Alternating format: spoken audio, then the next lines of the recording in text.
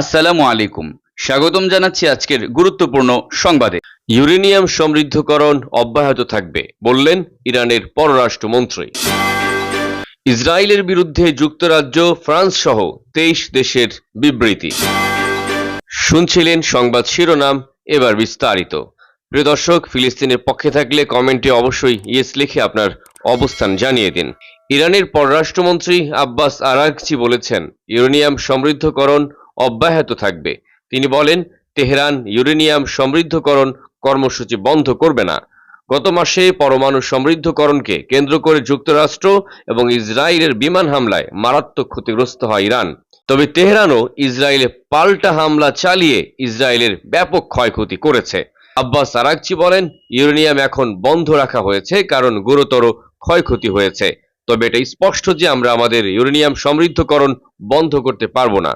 এটা আমাদের বিজ্ঞানীদের একটি অর্জন এবং এখন তার চেয়েও বেশি এটি জাতীয় গর্বের প্রশ্ন। 2 ডজনেরও বেশি দেশ গাজার বিরুদ্ধে যুদ্ধ অবিলম্বে বন্ধের আহ্বান জানিয়েছে। তারা বলেছে, গাজায় দুর্ভোগ নতুন মাত্রার অমানবিকতায় পৌঁছেছে।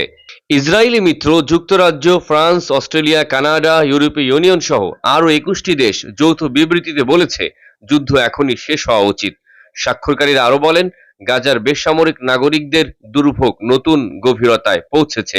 শিশুসহ বেসামরিক নাগরিকদের অমানবিক হত্যার নিন্দা জানিয়ে দেশগুলো বলেছে, গাজার মানুষ পানি ও খাদ্যের ন্যূনতম মৌলিক চাহিদা মেটাতে চেয়ে হত্যার শিকার হচ্ছে।